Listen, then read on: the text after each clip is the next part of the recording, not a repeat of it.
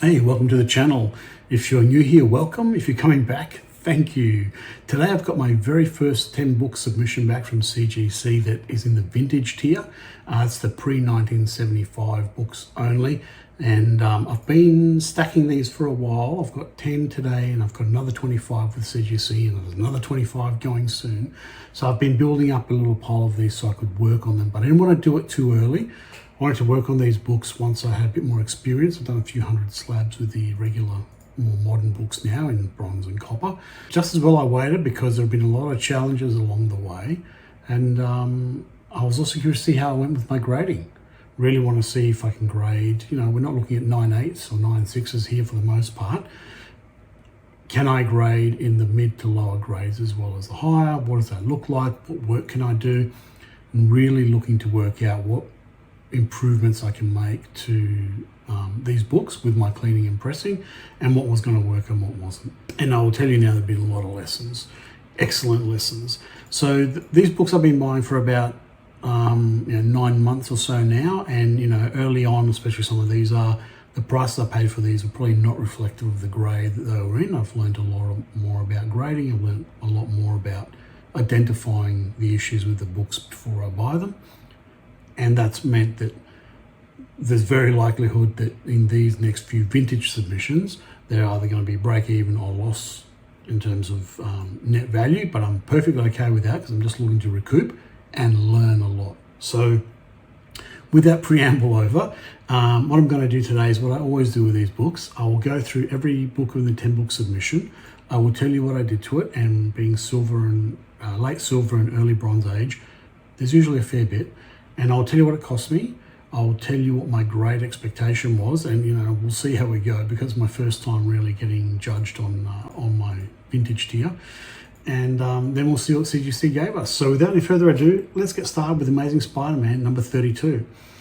This one cost me $56 and it had a lot of wear. I knew it was in rough condition, it had creases all over it, had some stains on the back cover.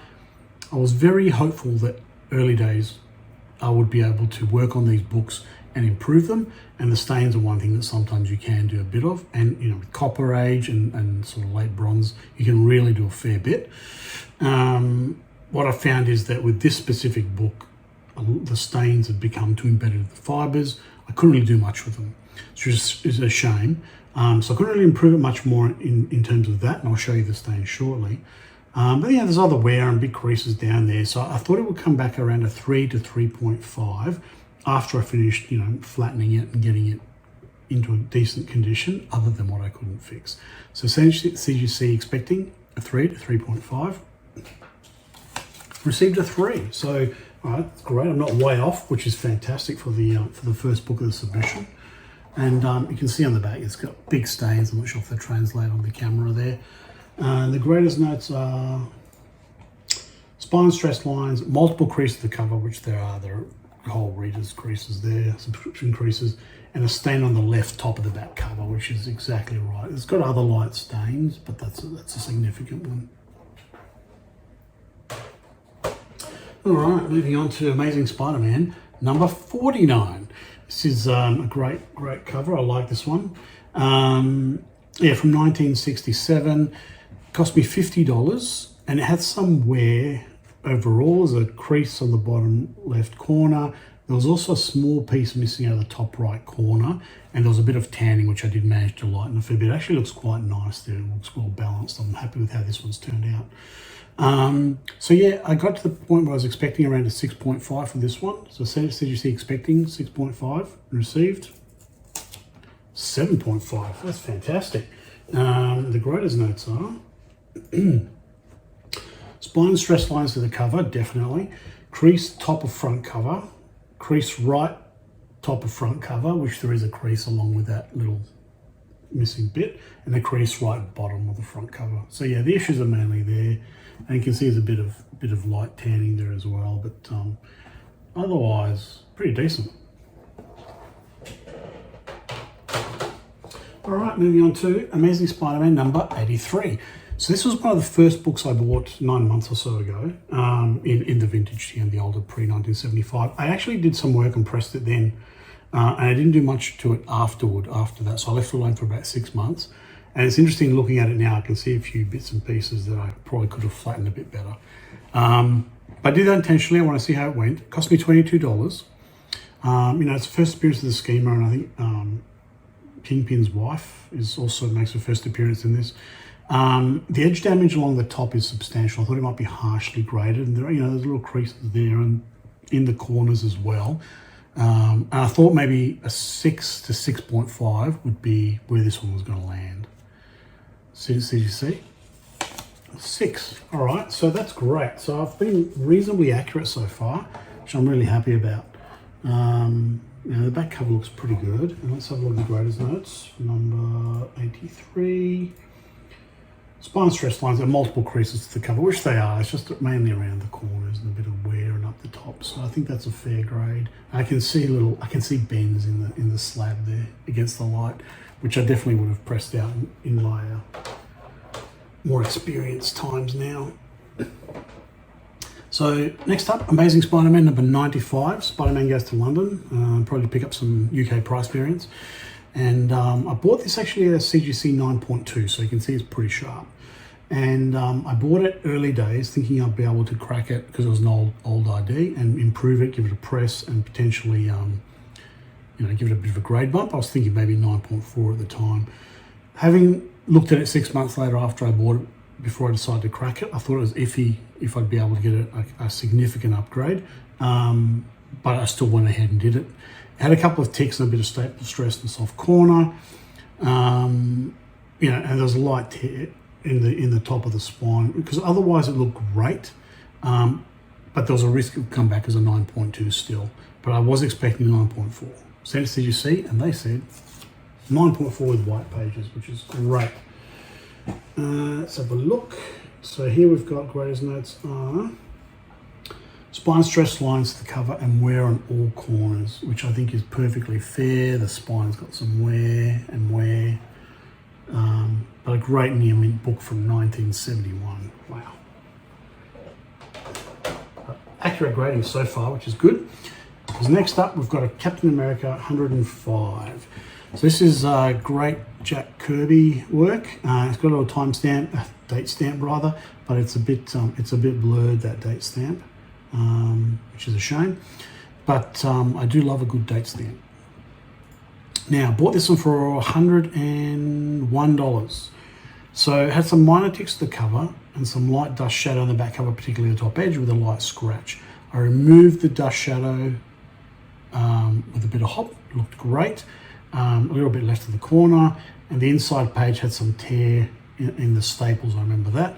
I thought it was going to actually still come back as a 9.2. So, near mint minus for this classic book from 1968. Sent it to CGC expecting a 9.2. Received a 9.2 white pages. So that's fantastic. It's a brilliant yellow cover too. I love that yellow. It looks great. So that's really nice. What a nice looking book. Near mint minus. Next up, we have Captain America 129.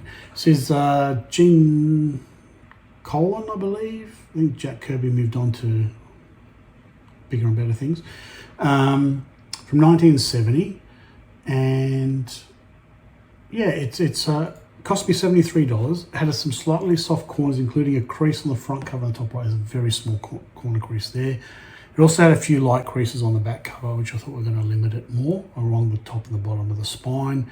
Had some stains on the front cover, which I did a bit of hop off to remove. You can see it looks pretty clear there, so I'm happy about that. I got it to the point where I was expecting an 8.5. So I sent it to CGC expecting an 8.5 and received 8.5. My grading seems to be very accurate, which is reassuring. So the graders notes are spine stress lines, crease to the right top of the back cover. Yeah, and it's actually not really visible through the slab at all, but there is a small crease there, which you can only work down so far. But VF plus for that, that's great. Really, really, really happy with my grading so far. So, Daredevil number 42 from 1968. First appearance of the Jester. And yeah, great white background cover. It cost me $100. And I had to be careful with how much work I do on this, because with the white, you can make it look too white, and then you're in danger of it looking, you know, obviously tampered with.